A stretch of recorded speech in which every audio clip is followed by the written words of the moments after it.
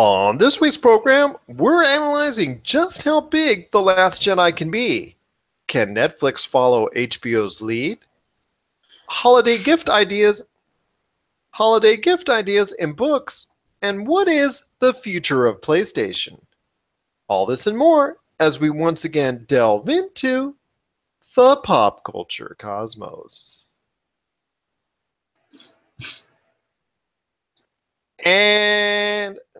And we're back. Well, I heard the little click.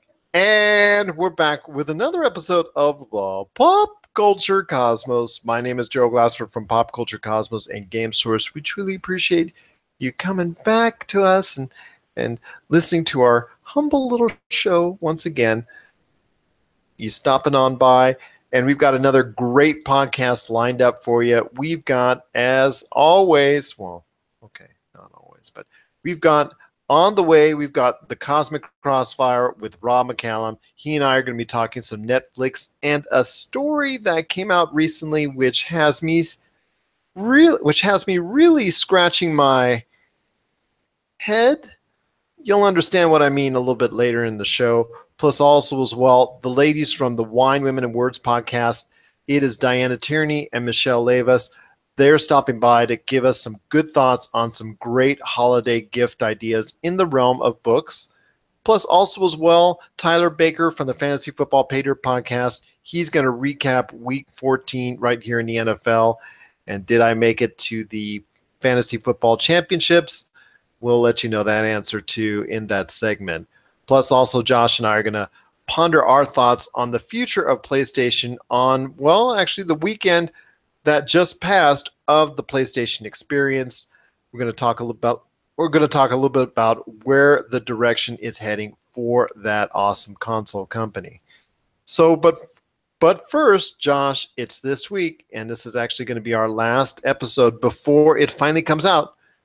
It is the thing that pop culture seems to always center itself around, and that is Star Wars. As The Last Jedi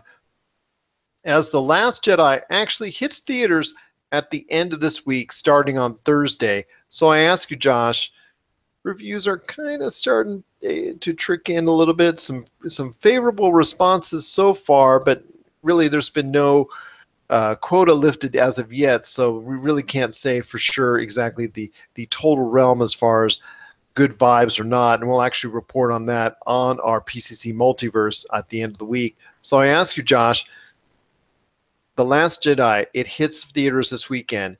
It has a big challenge ahead as far as trying to outdo or even catch up to what The Force Awakens did box office-wise. Do you see that happening, or do you see it falling just a little bit shy? I see it happening for sure. You're talking about the people have been watching and the feedback, and from what I understand, they were smart in the last movie. They were smart by saving Luke Skywalker to the very end, and now they have something to bring people back to see the new one. And from what I understand from the headlines I've been reading, Mark Hamill actually delivers a very, very powerful performance in this Star Wars. And the last episode, episode 7, closed off the story of Han Solo, and now in episode 8, we're finding they're dealing with the repercussions of what happened, and now they're opening or closing the book on Luke Skywalker and what he's been up to. So it's still they're being very smart about what they're doing with their stories, where it's going, how they're going to keep bringing new fans into the franchise, as well as pull the old ones, string them along back into this big universe.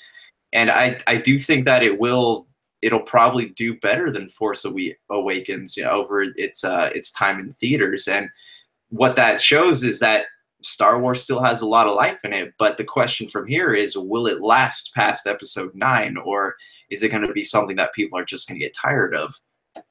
That is my concern as well, as we've spoken about on numerous occasions, where we hopefully, well, I'm hoping anyways, that the Star Wars universe branches off into whatever universe Rian Johnson wants to head into, but also as well maintaining that Skywalker saga timeline, because I don't want to just see it end at episode 9 unless there's a really darn good ending. And I'm not sure if if you can create something that's going to end with a finality strong enough to just close it off at 9 episodes at this point. I think you still have to continue that timeline, even though Daisy Ridley has said she's not going to be on the series after episode 9, which is kind of disappointing. So they're going to have to delve into another aspect of that universe.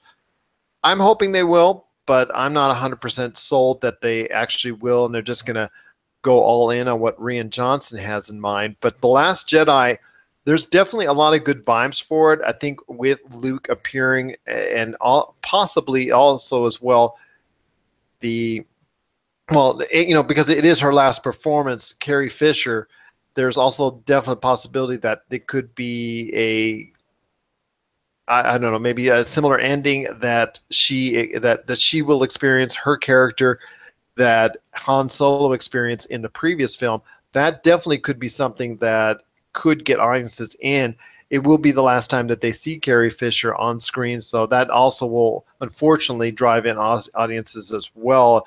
And I say unfortunately only because of the fact that she, did not get a chance to view herself as far as her performance and be around for an episode 9, what have you, if that was their original plan. So but it was so nice at the Last Jedi premiere that they gave her such honor and gave her such tribute, because she was able to create that iconic character which Disney now is the benefactor of, and definitely the Star Wars universe has been made all the better by her performances over the years. So she will truly be missed, and she's truly a valued part of the Star Wars franchise forever going forward. I want to ask you now that The Last Jedi, we're both contemplating that it will probably, maybe, could be passing what The Force Awakens does worldwide. I think it will, because I think it will start to reach audiences where The Force Awakens was just starting to break into. And I'm talking about China primarily, but also Asia as a whole, which has yet to really embrace Star Wars 100%. So I see that happening if it's actually a very good film to follow, correct? Or do you see that way, or could there be another avenue for opportunity that The Last Jedi has to make that kind of cash similar to what Star Wars The Force Awakens did? Yeah, from what I understand, China never really got Wars thing, so this is kind of, they're experiencing it now how people experienced it back in the 80s, and it's kind of an exciting time for them. But yeah, I mean, I would hope that it would do well, because American movies, especially science fiction ones, seem to do very well over in China. And Star Wars is one. It's episodic, and I don't know how much foreign films you watch, but a lot of their movies are very episodic too. They like that kind of thing. So, and there's that, and it helps tell a fuller story, in my opinion. But yeah, I can see it doing really well, because where Force Awakens had nostalgia on its side, is the first Star Wars we'd seen in so long. This new one has The Last Jedi has this it has momentum on its side. Say again, what does it have on its side? The Star Wars coming out has momentum on its side. It's carrying the aftermath of the last movie into a story arc in the new movie that features a character that we've been dying to know what happened to. I couldn't agree with you more. I think there is that momentum. People seem to, well, okay, a lot of people said it was just a retread of the Star Wars franchise, but to me, I think it garnered a lot of garnered a new audience, which had been untapped, and it's now excited for episode 8. Plus, it was still good enough, despite what people say, it was still good enough that it's still going to draw in that same audience, which it has always drawn upon. And obviously, those who watched episode 7, I think, are going to also jump into episode 8. So I think that leaves a lot of room for expansion and growth, even out of franchise as well-versed and as established as the Star Wars franchise. I think there's still a lot of room to grow. I think Lucasfilm and Disney realizes that, so that's why they're branching out. with these anthology one-off stories. They're also talking about Rian Johnson and his new trilogy of films, and like I said, if they continue the Skywalker saga, that would be awesome as well. So definitely, there's a lot of room to grow in the Star Wars universe. I'm hoping that they'll just continue to provide quality material. They don't have to go over the top, and they don't have to try and recreate The Empire Strikes Back, because if they're just going to try and do whatever they can to do that, then that's where they'll go wrong, because it's so hard to recreate that level of greatness when it comes to filmmaking and cinema. If they try to just go ahead and just try to make the best story that they can out of the characters they have, then they're going to be able to satisfy, and they're going to be able to satisfy audiences for years to come with The Last Jedi and Episode 9 going forward. What are your thoughts on The Last Jedi? Do you think it's going to be do you think it's going to be just as big of a hit as The Force Awakens, or do you think it's going to be even more, or even less? Share us your thoughts, popculturecosmos@yahoo.com. Also as well, Pop Culture Cosmos, Humanica Media, and Game Source on Facebook as well. And if you want to check out Josh and I recently appeared on the Mildly Disturbing podcast. And no, we weren't mildly disturbed at all. We actually had a great time with Robert Richards. So you definitely want to check out that podcast, where we talked about a range of topics, including Bitcoin, Elon Musk, and a whole lot more. Now, once again, that's the Mildly Disturbing podcast. You want to check that out. Definitely would appreciate it. And I know he would too as well, because it was actually a great conversation that we both had with him. And I definitely think you'll enjoy that. Plus, also as well, by 12/14, remember, by December 14th, we are, again, a nominee. We're so fortunate to be a nominee of the Discover Pods Awards in the Society and Culture Podcast category. If you get a chance, go to discoverpods.com. You're going to see a link right there to vote on the nominees. You only have to vote in 2 others, but there's over 100. There's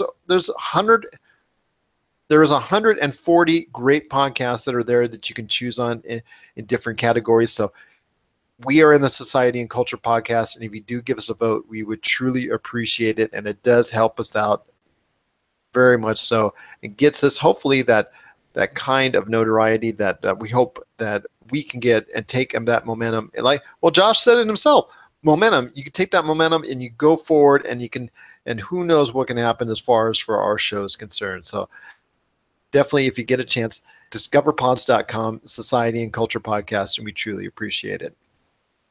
So once again, it's going to be a great podcast. I've got Rob McCallum. Standing by in the Cosmic Crossfire. He and I are going to be talking a lot about Netflix and what's going on there, and where direction that they need to go in. Plus, also as well, a news item which he uncovered, which he came across, that, let's just say it has a very big head on it. So we'll just leave that for you to listen to here right after the break. But also as well, we've got the Wyman Awards. Diana and Michelle, they're going to share their ideas on holiday gift. They're going to share their holiday gift ideas in the realm of books. And also as well, Tyler Baker from the Fantasy Football Pater podcast. He's recapping Week 14 in the NFL. And then we're back on the back end talking the future of PlayStation. But first, we've got our old friend Chad. He's back from Hyperschmidt, and this is Find You. Do I want to do Find One?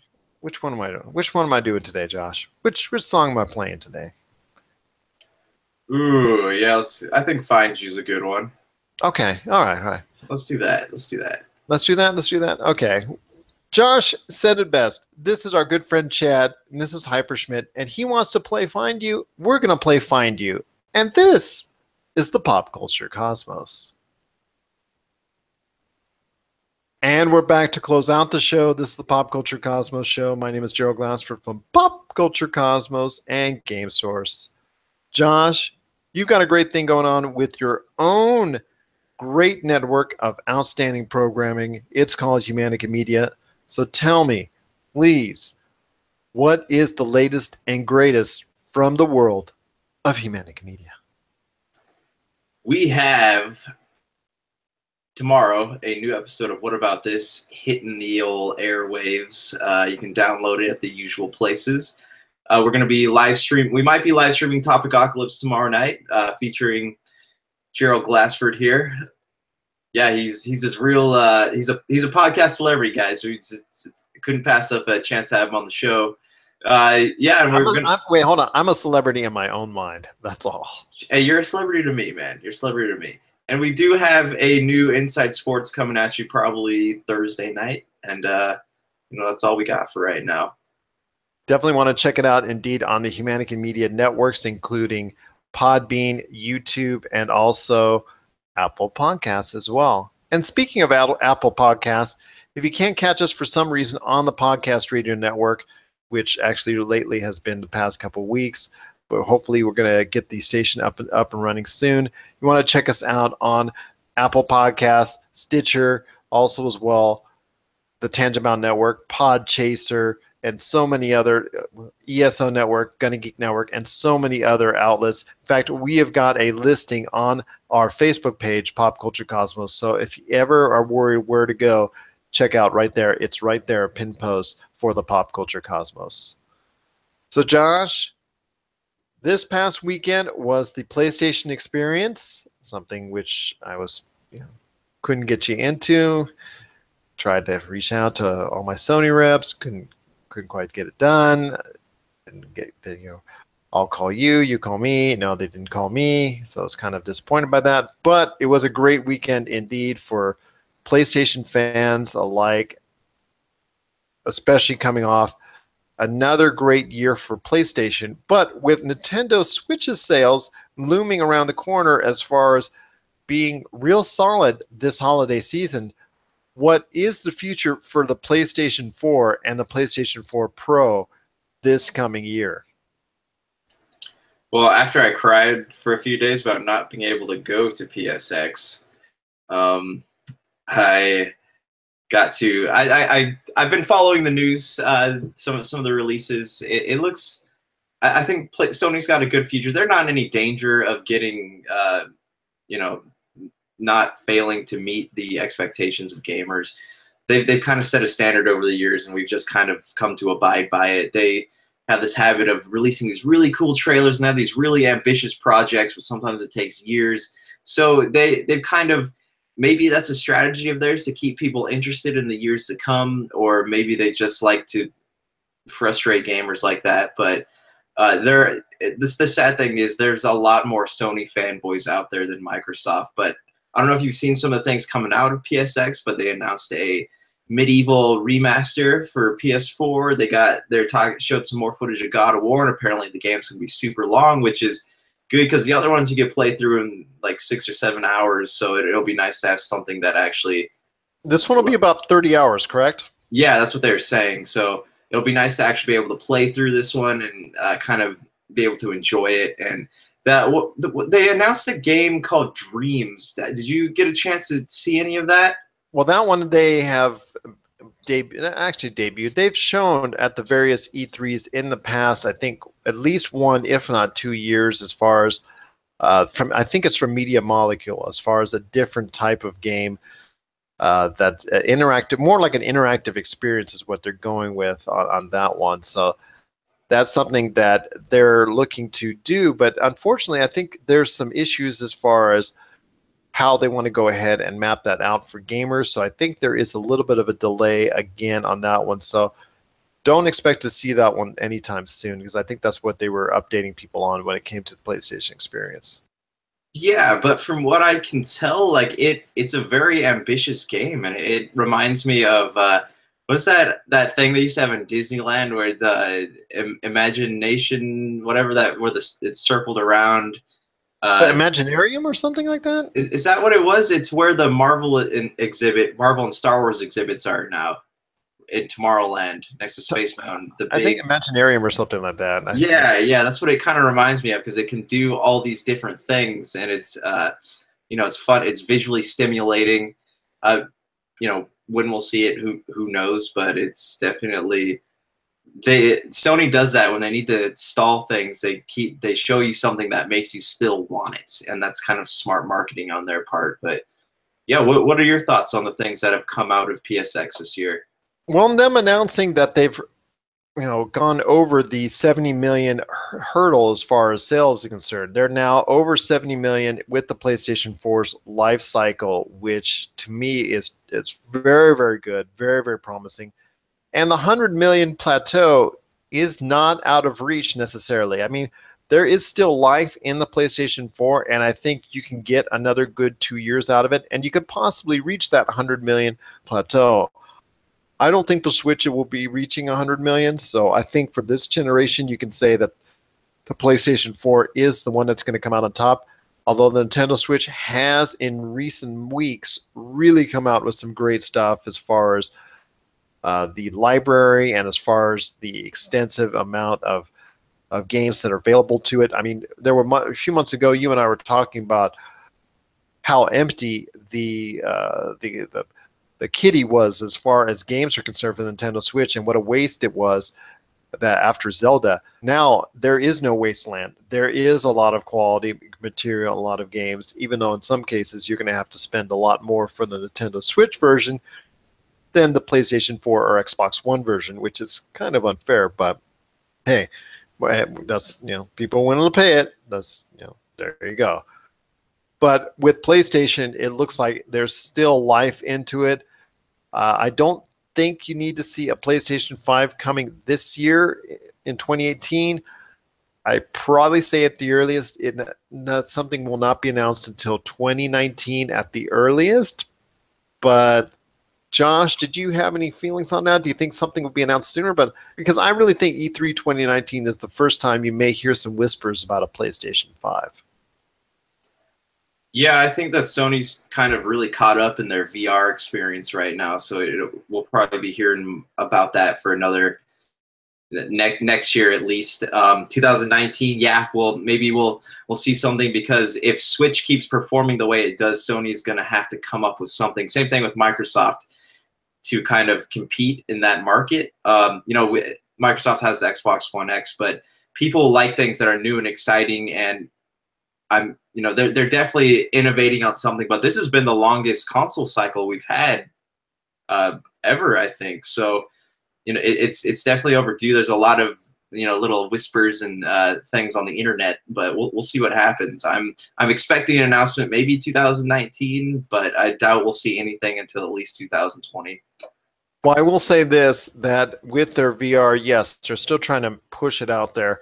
They're doing a lot of hard work on it. They're trying very hard. They've been trying very hard over the past year, even though they have not been able to get that one marquee game or that one marquee experience for it. In fact, virtual reality as a whole, as we kind of alluded to on the Mildly Disturbing podcast, it really doesn't have that encapturing experience. It doesn't have that killer app that you need to go to virtual reality play. It's still, the PSVR has sold over 2 million units. So, I mean, that's something, but still, that's a very small percentage of the actual gaming market as compared to what, like we said, the PlayStation 4 has with over 70 million. The Nintendo Switch now is quickly closing in on 10 million. And the Xbox One looks to be doing what, in the 20s as far as, if not close to 35 million sold. So definitely they have a lot of work to do as far as virtual reality is concerned. And yes, they're going to try and push it for at least another year, but I think at some point in time they will give up on it, just like they did the Vita. But as far as the PlayStation 4 is concerned, it's just going to keep on coming down in price. And the library is there. I still think right now, if I have to tell somebody to go ahead and choose an experience, I'd probably still say it's the PlayStation 4. Even though I personally think the Xbox One S is the best valued console, especially if you have 4K, and the Nintendo Switch is still the most unique of the three in that it obviously can go ahead and make it portable. So PlayStation 4 just seems to have the biggest library of them all, which creates of current titles, I should say, of current titles, because you don't want, if you include the Xbox One backwards compatible system, you may be countering as far as that's concerned. So definitely there's some great signs that the PlayStation 4 can still sell in this universe, it just has to make sure that it still provides great games coming up. God of War, we're both excited on. Detroit Becoming Human, obviously, is another title that we're both very interested in. And there's actually quite a bit more on the way. The Last of Us 2 and more. I'm just hopeful that the PlayStation 4 will continue to be a great system, but also as well, I'm hoping that they'll be able to continue to provide quality games throughout this life cycle before they fold out and go over to a PlayStation 5, like we were talking about 2019 or 2020 at the earliest. Josh, any last thoughts on what the future lies for PlayStation?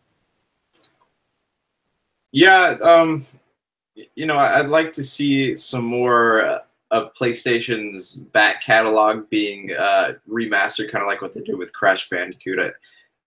I don't know about you, but if Insomniac Games were to come out with a Spyro the Dragon reboot, I would be all over that. But they have a very rich catalog. They have it's called what? Skylanders. Yeah, no one wants to play that. No, except if you're like a little kid who wants to go to Toys R Us. But they have PlayStation has a lot of things they can do before they find themselves in dire need of creating a new console or a new marketing campaign to, start bringing money in. They have options. Whether or not they pursue those options, we'll have to wait and see. Although if you actually go to a Toys R Us now and you go to the Toys to Life section, it's got a new name on it. It's called clearance. Because everything in Toys to Life is clearance now, pretty much. Disney Infinity was like the beginning of that avalanche. Yeah, Disney, again, they saw it coming, and more power to them. I was very upset that they did, but hey, more power to them. They saw it coming. They jumped off the ship real quickly. And then you have the Skylanders, which, they're still kind of into it with Activision, but maybe or maybe not. We'll have to wait and see going forward. Lego Dimensions just announced recently that they're no longer going to be doing anything new with it. So it's just so funny when you go to a Toys R Us and you see, like I did the other day, and you see just all the clearance signs up for all those once promising genre, the Toys to Life deal, as far as being able to go ahead and choose from one of those many different types of game formats. And it's just so funny that the whole industry now, as Toys to Life, is just now kaput pretty much. So definitely want to check out what's going on with the PlayStation. I still think there's a lot of life in the PlayStation 4 and also the PlayStation 4 Pro if it comes down in price and kind of distances itself from the Xbox One X in price. So if it does that even more, definitely will become a more attractive unit and will definitely keep those sales rolling in for PlayStation down the road. What are your thoughts on the future of PlayStation? Just let us know. PopCultureCosmos@yahoo.com. Also as well, Pop Culture Cosmos, Humanica Media, and Game Source on Facebook and Twitter as well. So Josh, any last thoughts on the way out? Or are you mildly disturbed after you were on the Mildly Disturbing podcast? Hey, for real, it's nice to be on somebody else's show for once. So we don't really have to do any work. Don't have to steer any conversation. Just got to sit there and answer questions and occasionally interrupt people. So that was fun. No, I do for a minute. I have been playing Assassin's Creed Origins, and it's such a different game. Have you gotten a chance to play it at all? It's kind of like The Witcher meets Elder Scrolls meets Assassin's Creed. And is that actually a good thing? It's a good thing, but the game is it's deceivingly long, because you start the game and they show you like the list of people you have to assassinate, and you're like, okay, there's six names on here. I'm gonna knock that out like crazy, and then because you can play through the Ezio collection pretty quickly, but like this is a big game because you do all the side quests, and the thing that motivates you to do side quests is this ability to level up, and so you can stroll along this desert. It's big open world. I mean, you can kind of you traverse Egypt, but they have like not dungeons, but like tombs with bandits and stuff, and it's very RPG-esque. Well, definitely sounds like an adventure indeed, but it's also a great step forward because the past two Assassin's Creed really have not left a great mark with gamers. So definitely this is a positive sign for the series. Hopefully this will get the series back on track, and I hope they don't go back to a single year every year type format. I think they do need to breathe the whole, as far as that franchise, just for a year or two, so they can come out with something new and fresh, so that gamers will actually want it instead of the every year mentality that they had for so many years. I think that that's something that they need to stick with, and if they do, then they can actually continue the Assassin's Creed franchise for years to come. But if they don't and they go back to their old ways, then yeah, I think people get, again, burned out real fast. Yeah, yeah, and real quick, they did it. This game is very well put together. So they took. I think they've been kind of listening to what the fans want, and they give you a modern setting again. You go back into that. You get in and out of the Animus, but when you're out in modern times, there's a laptop that you can go and open up, and inside this laptop are things that tie the game to both the Assassin's Creed movie and Watch Dogs 1 and 2. So Ubisoft is doing a very good job of kind of re-energizing themselves.